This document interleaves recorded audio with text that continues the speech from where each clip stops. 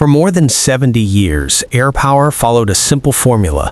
You build runways, you train pilots, you protect air bases, and whoever controls the skies controls the war. But what if the next era of air combat no longer needs any of that? No pilot, no runway, no permanent base. In late 2025, US-based defense firm Shield AI unveiled an aircraft that quietly challenges the foundations of modern air power. They call it Expat, a fully autonomous, vertical takeoff combat aircraft marketed as a fighter jet. That description immediately raised skepticism across the defense community, because if Expat works as advertised, this is not just a new aircraft, it is a shift in how wars may begin and how they may escalate. According to Shield AI, Expat is an autonomous UAV designed to operate in denied environments. It is uncrewed, it is autonomous, and it can take off and land vertically. But analysts from Aviation Week and Defense News are careful with terminology. Expat is not designed for classic air-to-air combat, it is not built for dogfighting, and it is not meant to replace aircraft like the F-35 or the F-22.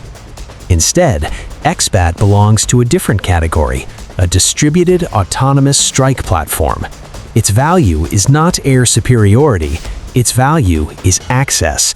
Access to contested airspace, access without warning, access without risking a pilot. Vertical takeoff and landing sounds attractive, but as multiple RAND Corporation air power studies have shown, VTOL comes with unavoidable trade-offs. Vertical lift demands more power, more structural weight, and more mechanical complexity. Every kilogram used for lift is a kilogram not used for weapons, sensors, or fuel. That limits payload, it limits endurance, and it limits sustained combat effectiveness. So why accept those costs?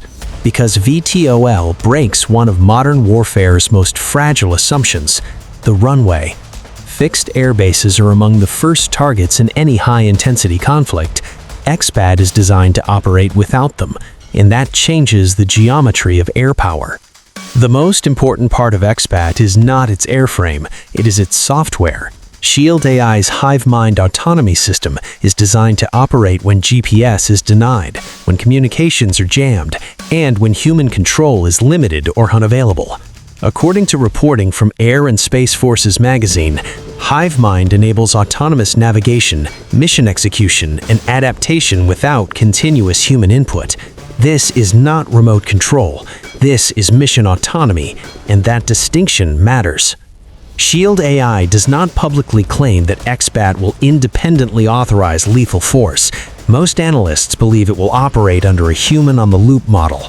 However, research from CSIS and DARPA highlight a persistent concern.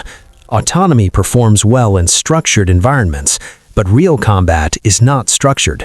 War includes deception, civilian clutter, and rapidly changing political constraints.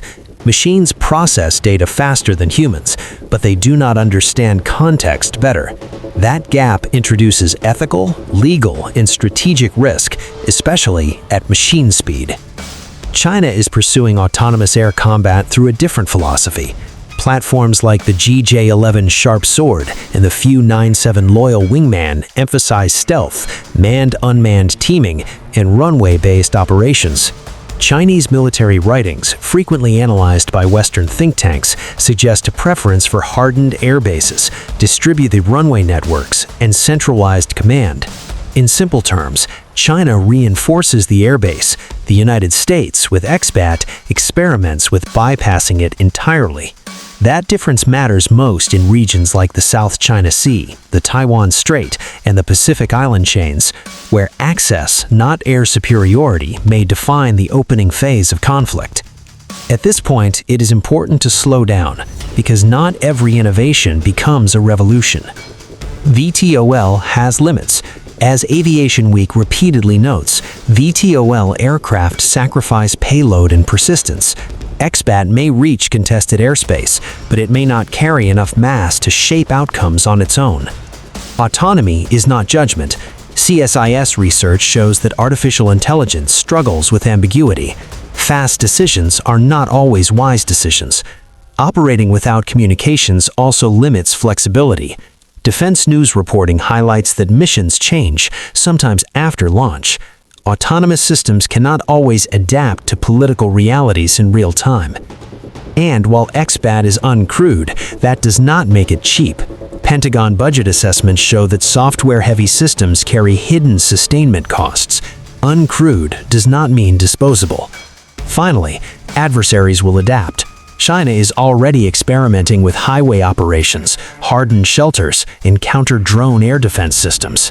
The asymmetry may narrow. So what is Expat? It is not a fighter jet in the traditional sense. It is not a silver bullet, and it will not replace manned air power. But that does not make it insignificant. Expat is designed to complicate planning, to stretch defenses, and to remove certainty. And in modern warfare, uncertainty is power. Is Expat the future of air warfare or a risky experiment in autonomous escalation? Leave your perspective in the comments, and if you want deeper analysis on next-generation combat aircraft, subscribe, because this shift is only just begun.